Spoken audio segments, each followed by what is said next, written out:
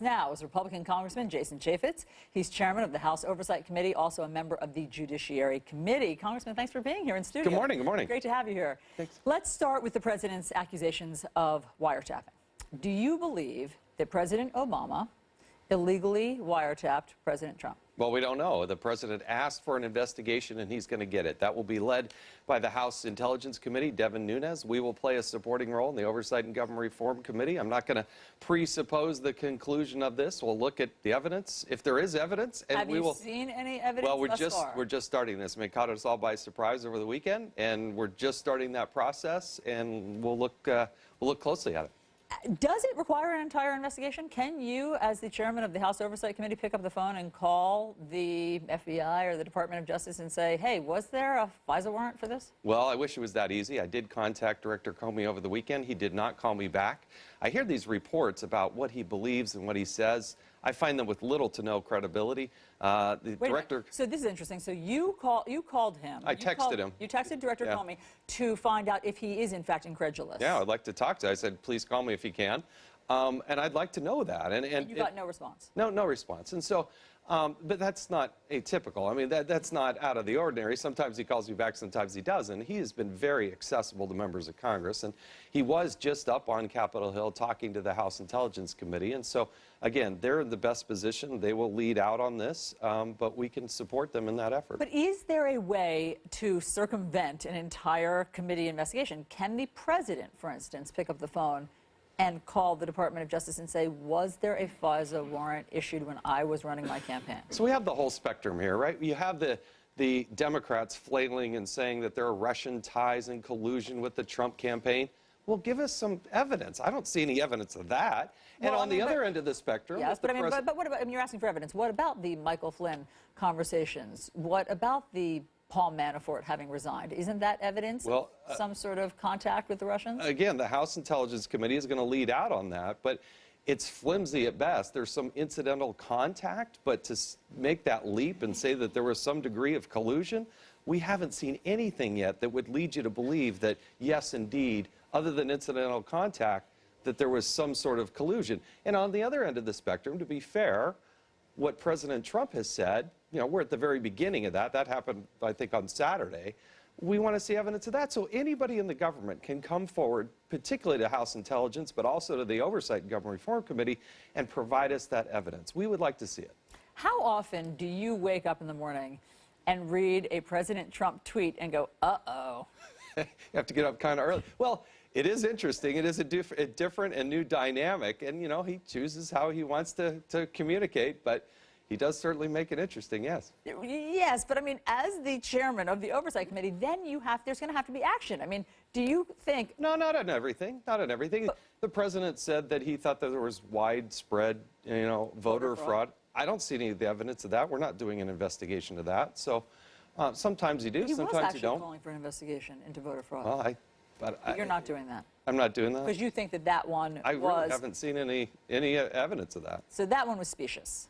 Yeah, so look, the federal government has 2+ million employees. We have 70. So we have to judiciously look at this one at a time. We can't just investigate everything that's ever thrown out there. I understand. By the Democrats, by the Republicans. We have to pick and choose. Sure. So you've seen no evidence of the voter fraud. That one's specious. You've also seen no evidence that President Obama illegally wiretapped President Trump. Why investigate that one? Well, the president is directly asking and calling for that. I've talked with Devin Nunes. They're leading out on that, and we're going to look into it. Do you think that President Obama was illegally wiretapping? I've learned long enough that you don't presuppose the outcome. When you look around the corner, sometimes you find something you didn't expect to find. So I think it's a legitimate question. The president is emphatic about it. We're going to look at it and try to figure it out. Let's talk about the Republican replacement plan for the Affordable Care Act. Do you like what you've seen? I do like what I see. Look, we campaigned on this. We assured the American people that if you put Republicans in charge, we would fix what is in a death spiral.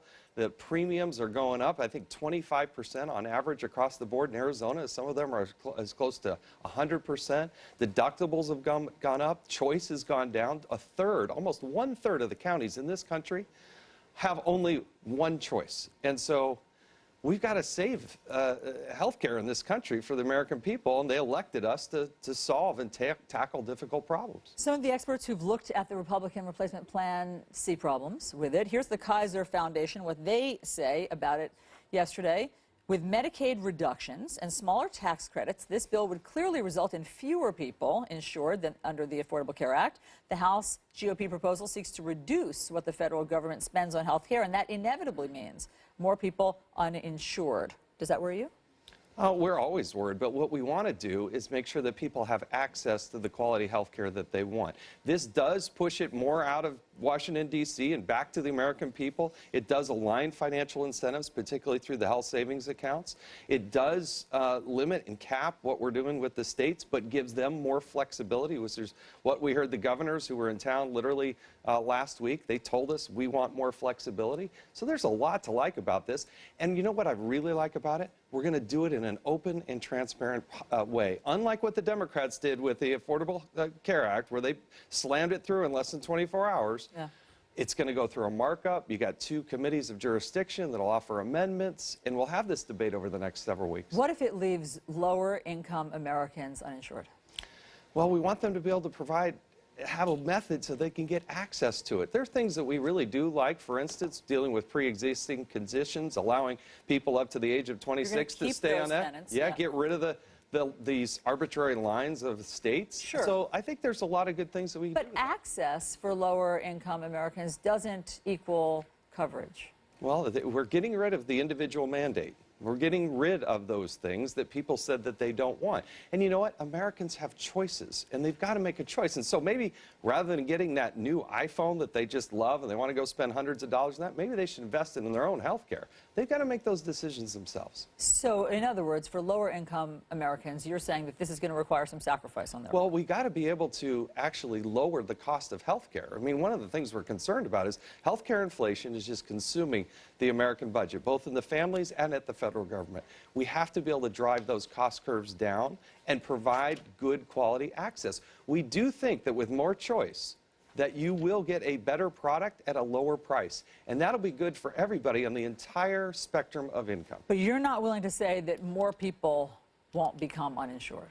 Well, we lost, I think it was 4.7 million people or so actually lost the doctor that they had last year. The access is way down. When the cost in deductibles go up, you're not serving the American people well. And we have heard definitively that people know that this is not working. So we're going to try something different. We do think we can expand the coverage so that people have access to a quality health care product that they want. More access, but possibly less coverage. That might be the byproduct. Well, yes. Yes, I think that's fair. But we're just now consuming this. So more of the analysis has to happen. That's premature. We just saw the bill as of yesterday. We're just starting to consume it. So we'll have to look at how that analysis moves forward. Fair enough. Congressman Jason Chaffetz, thanks so much for being here in studio. Thank you.